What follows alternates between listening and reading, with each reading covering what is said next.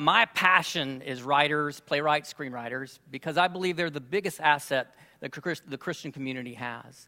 Because the story arts has become the main way in which people are learning to live their lives and shaping their worldview. And the sad news is that we as Christians have just a minuscule presence with this huge tool of influence, both in front of the camera as well as behind the camera. And the limited representations that we have are cliche and embarrassing. Yet, what I want to show you is two groups. Here's the good news. There's two groups who actually went from cliche and embarrassing images all the way to cultural impact, and I'm hoping that we can learn from them. So the first group is in the 1960s. So imagine that you are African American, and if you are, then just be that. And imagine you're in the 60s, and the only representation that you've seen of yourself to this point has been Mammy in the kitchen, Uncle Tom, kind of subservient roles. But then all of a sudden a film comes along in which you can finally go, hey, that's me, I finally see a great true portrayal of myself on screen. And for me in the 60s, that was Guess Who's Coming to Dinner with Sidney Poitier finally playing a leading man. And I can finally say, that's me. At this point, you have a voice, you have an image, and so the next phase happens in which you want to let that voice roar. And this is in the 70s, you see Black Pride, Black Panthers, and you see black exploitation films. And sort of Shaft is kind of the iconic black exploitation films. And the thing that is really unique about this time is it's a very subcultural time. So you've got a voice and it's loud and proud, but the only people who are listening are yourself. Then a movie comes along in which someone famous hooks their train or their wagon to it and hauls it into the mainstream light. And for me, this film is still subcultural, but that person drags it into the mainstream. And for me, this was The Color Purple, in which Steven Spielberg hooks his train to an Alice Walker, very subcultural piece, and drags it into the mainstream light. And suddenly it launches Oprah Winfrey's career, and it wins an Oscar. At this point, it's a very, very huge tipping point, because you no longer want to make films that express how in your subculture. Instead, you want to embrace the mainstream. And so what you see at this point is a phase that says, wait, I'm just like you. And what you see at this point is you see comedies leading the way. Eddie Murphy was huge during this time, a black man in a white man's world. And what you get out of that is just a common humanity. You see Robert Townsend, and then you see The Cosby Show. It's probably the most iconic. We're doctors, we're lawyers, we have families, we cry, we laugh, we're just like you. And then that paves the way for the Oscar-worthy drama in which Driving Miss Daisy says, you have Jessica Tandy reaching her arm across to Morgan Freeman, her black chauffeur, and saying, you're my best friend. And so you see in this phase, this huge movement to say, I'm human, I'm just like you. At this point, at the end of the phase, you start to see huge cultural impact.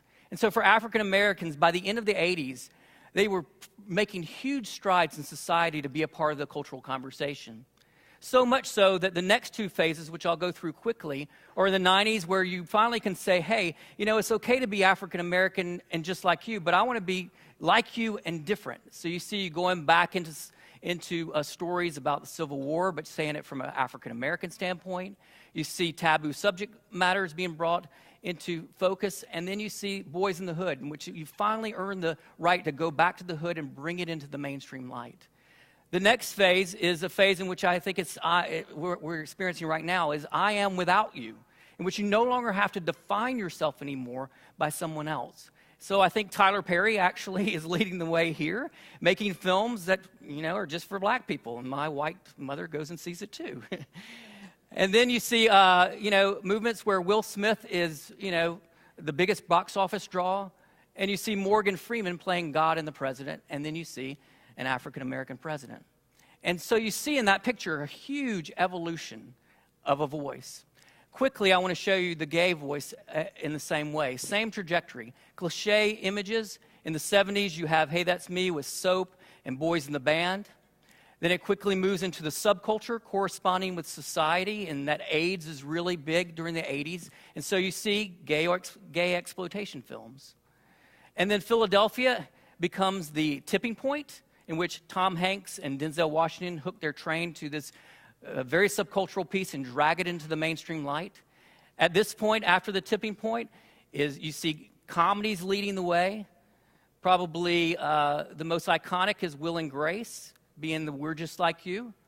And then you see it paving the comedies paving the way to Brokeback Mountain, in which you see unrequited love between two men looking like Romeo and Juliet and looking like you and me. And you see this also corresponding in society now, because at the end of this phase, now we're seeing, I'm just like you, I want marriages just like you, I want babies just like you. And so cultural impact is happening right now for the gay voice. And I believe, the next phase for them, and Milk was sort of a premature venture into this, was I'm like you and different. So where are we as Christians? Well, we've seen cliche images for us for a long time. We've seen nuns and priests and different representations that way. For me, I think I saw myself for the first time with Chariots of Fire or Tender Mercies, in which I finally could say, hey, that's me. But, we began to create our own subculture. And we started making what I call God exploitation films for a very long time. And we've been making them for a very, very long time. Until finally, again, a piece that's very subcultural. It's still a Bible robe, but Mel Gibson, somebody famous, hooks his wagon to Jesus and drags him into the mainstream light. And so here we are facing this huge tipping point, right? In which we need to move into a place where we're saying we're just like you. And guess what we do?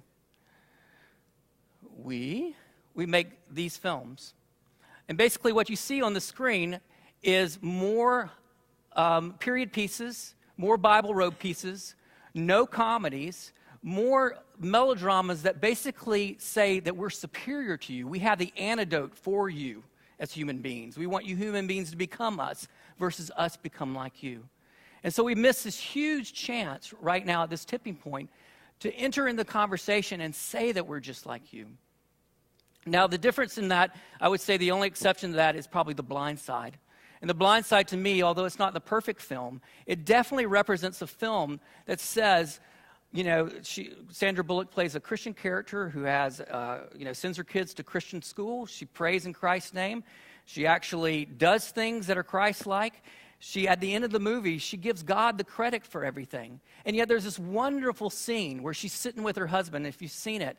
And basically she says, I don't know if I'm giving out of selfish motives, that I want him on this team, or whether it's out of a pure heart. How human is that, How human to show a Christian in that moment going, I don't know if giving is selfish and benefiting me, or giving is pure-hearted.